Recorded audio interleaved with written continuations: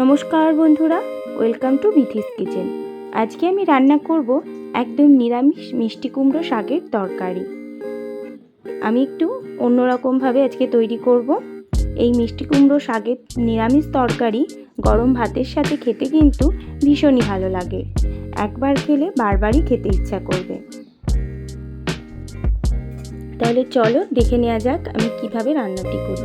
এখানে আমি নিয়েছি 1 কাপ মটর ডাল, যেটা আমি আগের দিন রাতে ভিজিয়ে রেখেছিলাম। আর নিয়েছি মিষ্টি কুমড়োর ডাঁটা আর কচি পাতা। এখানে কিন্তু ডাঁটাগুলো বেশি শক্ত হলে হবে না, একটু নরম নিতে হবে। আর নিয়েছি আলু, বেগুন আর ঝিঙে। সমস্ত সবজিগুলো আমি কেটে নিয়েছি। এবার ভিজিয়ে রাখা মটরের ডালগুলো আমি ভালো করে ধুয়ে নিয়ে বেটে নেব। মটরের ডালের মধ্যে আমি দিয়ে দিচ্ছি একটু আদার টুকরো, একটা কাঁচা লঙ্কা আর পরিমাণ মতো লবণ। ডালটা আমার বাটা হয়ে গেছে। খুব মিহি করে আমি বাটবো না, একটু দানা দানা থাকবে। দেখো ডালটা আমার বাটা হয়ে গেছে। এবার আমি একটা পাত্রের মধ্যে তুলে নিচ্ছি। তারপরে আমি চিনি দিলাম আর দিচ্ছি হলুদ। আমি লবণ দেব না, বাটার সময় আমি লবণ দিয়েছিলাম। আর দিচ্ছি সামান্য হিং। এবার ডালটা আমি ভালো করে মাখিয়ে নেব। তারপরে কড়াইতে সর্ষের তেল দিয়ে তেলটা গরম হলে আমি বড়াগুলো এক এক করে ভেজে নেব। আমি রান্নাটি সম্পূর্ণ সর্ষের তেলেই করব। দেখো বড়াগুলো এক পাশ ভাজা হয়ে গেছে। এবার আমি অপর দিকটা উল্টে দেব। বড়াগুলো আমি মিডিয়াম ফ্লেমে ভাজছি।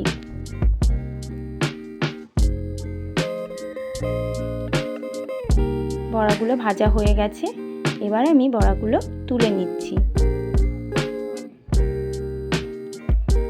তারপরে আমি কড়াইতে তেল দিয়ে তেলটা গরম হলে ওর মধ্যে ফোড়নে দিচ্ছি কালো জিরে আর শুকনো লঙ্কা। ফোড়নটা ভালো করে ভাজা হলে ওর মধ্যে আমি আলুটা দিয়ে দিলাম। আলুটা এবার আমি একটু ভেজে নিয়ে তারপরে আমি কেটে রাখা সবজিগুলো দিয়ে দেব। এবার সবজিগুলো ভালো করে আমি ভেজে নেব। এই সময় আমি গ্যাসের ফ্লেমটা হাইতেই রেখেছি। হাই ফ্লেমে আমি সবজিগুলো ভেজে নেব। দেখো সবজিটা আমার 2-3 মিনিট ভাজার পরে আমি এবার কেটে রাখা কুমড়ো শাক আর ডাঁটাগুলো দিয়ে দিলাম।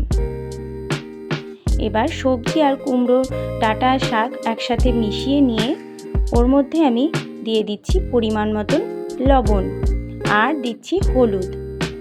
আর কালারের জন্য দিচ্ছি সামান্য কাশ্মীরি লঙ্কার গুঁড়ো। এবার সব কিছু আমি একসাথে মিশিয়ে নিচ্ছি। 2-3 মিনিট আমি একটু নেড়ে নিয়ে 10 মিনিটের জন্য ঢেকে দেব। এই রান্নাতে জল ব্যবহার না করলেও হয়, কারণ ডাঁটার শাক সবজি থেকে অনেকটাই জল বেরোবে, সেই জলেই সেদ্ধ হয়ে যাবে। এই সময় কিন্তু আমি গ্যাসের ফ্লেমটা লোতে রেখেছিলাম। এবার দেখো সবজিগুলো সব সেদ্ধ হয়ে যাওয়ার পরে আমি যে বড়াগুলো, ডালের বড়াগুলো ভেজে রেখেছিলাম, সেই বড়াগুলো সবজির মধ্যে দিয়ে দিলাম। এবার বড়াগুলোর সাথে সবজিগুলো সব মিশিয়ে নিয়ে ওর মধ্যে আমি দিয়ে দিচ্ছি আগে থেকে বেটে রাখা সর্ষে আর কাঁচা লঙ্কা আর বাটি ধোয়া একটু জল। তারপরে দিয়ে দিচ্ছি টেস্টের জন্য চিনি। এই রান্নাটা একটু মিষ্টি মিষ্টি হবে, তাই আমি একটু চিনি দিয়ে দিলাম। দেখো সমস্ত কিছু আমি এবার ভালোভাবে মিশিয়ে নিচ্ছি।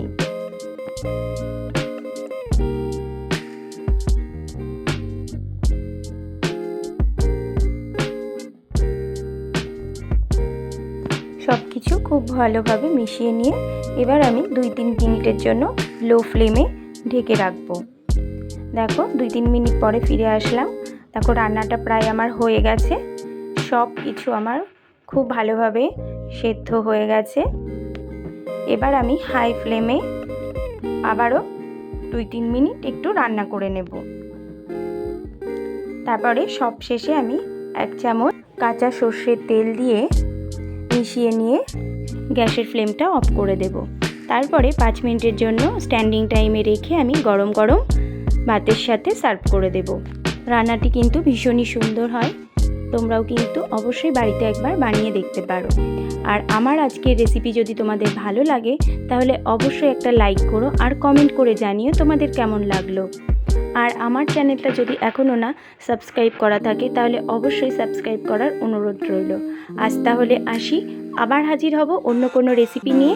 ভালো থাকবে, সুস্থ থাকবে। ধন্যবাদ।